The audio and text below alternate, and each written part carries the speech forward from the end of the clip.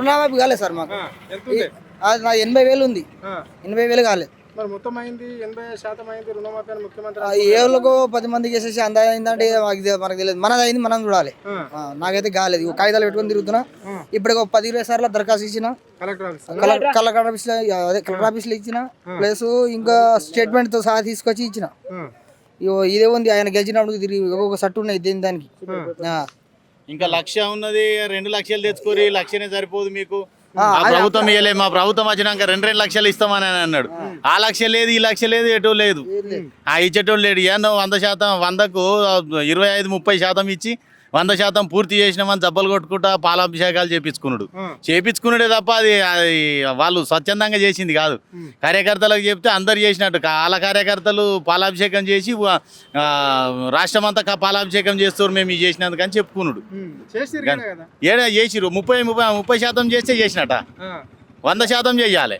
ఇప్పుడు కేసీఆర్ 25% 4 సార్లు చేసినా 100% చేసిండు. ఈయన ఒకటేసారి చేస్తున్నా అని విర్రవీగి చెప్పుకున్నాడు, కానీ చేసుడైతే లేదాడ. చేసినాక చెప్తే ఓకే, మేము గిన ఓకే అన్నాం. 1,00,000 రూపాయలకు ఆయన 1,00,000 ఇస్తాడు, మీకు చాలది, మీకు ఆడబిడ్డకు చాలది, తులం బంగారం పెడతా అన్నాడు. తులం లేదు, తూటు లేదు, మాసం గిన లేదు. అది 2,000కు 4,000 ఇస్తానే, అది లేదు. డబుల్ బెడ్రూమ్కి 5 లక్షలు ఇస్తానే, అది లేదు. ఇప్పుడు ఏదో కరెంటు 24 hours అన్నాడు. ఇవాళ పోతే తెల్లందాకా అసలు మోటార్ వేసే పాపాన పోకపోతుండే మేము. కరెక్ట్ టైంకి వస్తుండే 10:30-11 గంటలకు వస్తే మళ్ళీ రేపు అట్లా ఉంటుండే. ఆ కరెంటు గిన్నె లేదు. 11 గంటలకు వచ్చే కరెంటు 2 గంటలకు వస్తుంది. అది నాణ్యత లేదు, మోటార్లు కాలిపోతున్నాయి.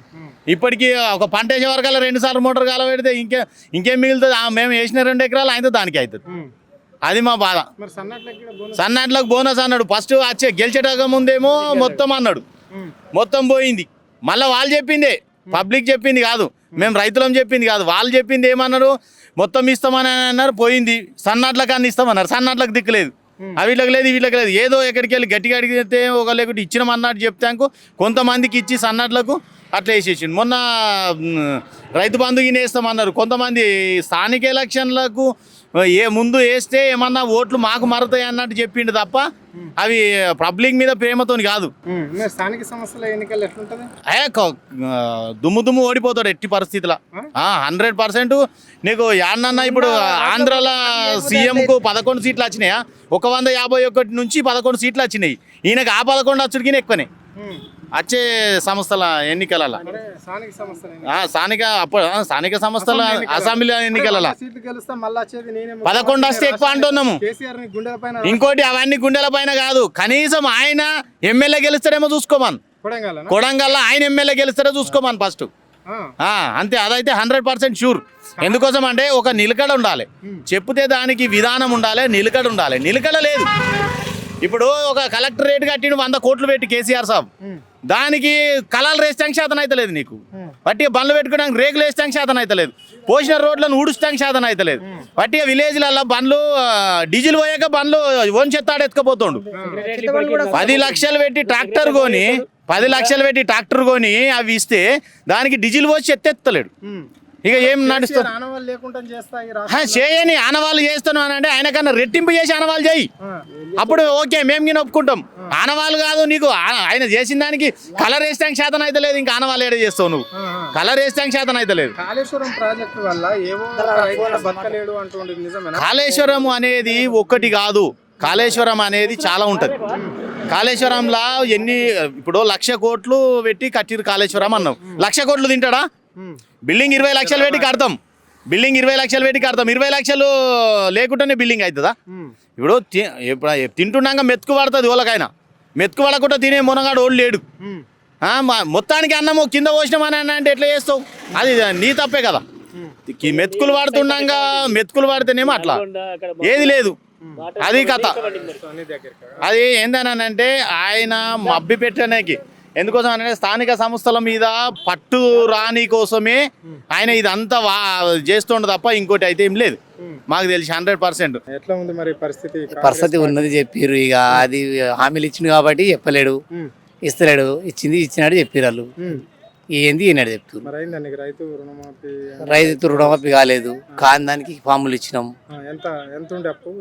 2 లక్షలు ఉండే కాలేదు. మితి కట్టించారు, కాలేదు ఇప్పటి వరకు. కట్టించినాం. రైతు భరోసా డబ్బులు పడే రైతు వరుస పడ్డది, అప్పుడు పడ్డట్టే పడ్డది, అంతే పడ్డది. 6 గ్యారెంటీలు ముచ్చటైంది. 6 గ్యారెంటీలు అంటే ఇప్పుడు రైతు బంధుది ఇస్తలేడు, మన ఇది రైతు బీమా అది ఇస్తలేడు, మన సన్నవడ్లది బోనస్ అది ఇస్తలేడు, అది పడలేదు. ఇంకేమన్నా మన పెళ్లి అవి చెప్పిండు, అవి కూడా ఇస్తలేడు. తులం బంగారం ఇస్తలేడు, దసరా బట్టలు అవి కూడా లేదు, బతుకమ్మ చీరలు ఏవి లేవు. ఎట్లా చూడాలి మరి ప్రభుత్వం చూడాలంటే ఏం హామీలు ఇచ్చడానికి కరెక్ట్ చెప్పాలి కదా.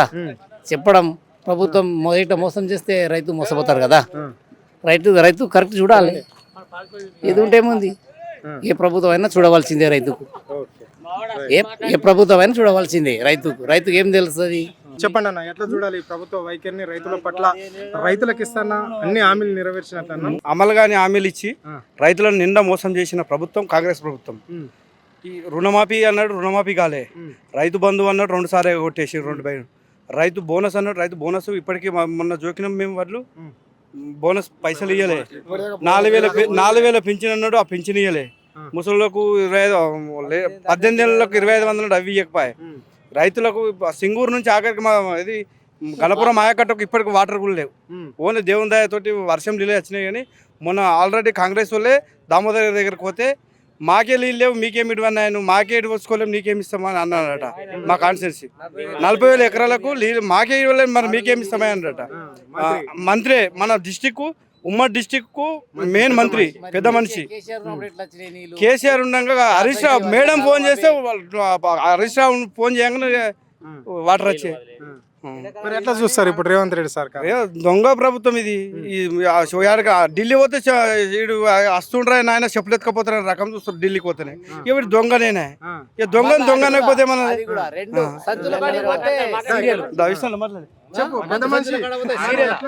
ఆయన నోటితో ఆయనే చెప్పుకున్నాడు కదా, మాకు అప్పులు కుడతలేవు, ఆడికి పోతే బ్యాంకులో కాడికి పోతే దొంగలు చెప్పలేకపోతారు.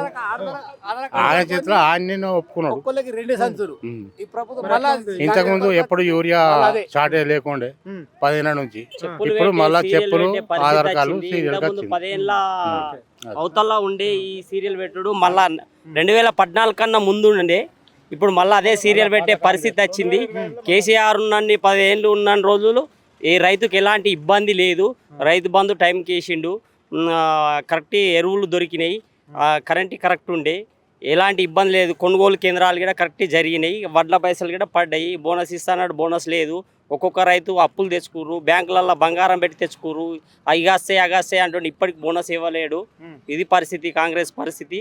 రేపు రాబోయే ఎలక్షన్లల్లో ఓడించే ప్రయత్నం ప్రతి గ్రామంలో మేము టీఆర్ఎస్ కార్యకర్తలం, ప్రతి కార్యకర్త కూడా అనుకుంటున్నాం ఇదే.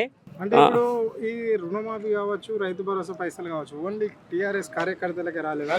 లేదు సార్, ఇగో మొత్తం రాష్ట్ర వ్యాప్తంగా రాలేదు. ఏ విలేజ్ అన్నా ఉండి కొంచెం ఉంటారు కదా, కాంగ్రెస్ లీడర్లు ఉంటారు ఒక 10 మంది, మేము ఇవి ఇచ్చినాం అవి ఇచ్చినాం అంటారు. ఇప్పుడు కాంగ్రెస్ లీడర్లనే అడుగుదాం, ఏడా రుణమాఫీ పూర్తి అయింది, ఎంతమందికి రైతు బంధు వచ్చింది, ఎంతమందికి బోనస్ వచ్చింది. ఇంట్లో ఒకటి వాళ్ళకు అనుకున్న కార్యకర్తలకే రాసుకుంటారు ఇండ్లు కూడా. అది కూడా కరెక్ట్ పాలన లేదు.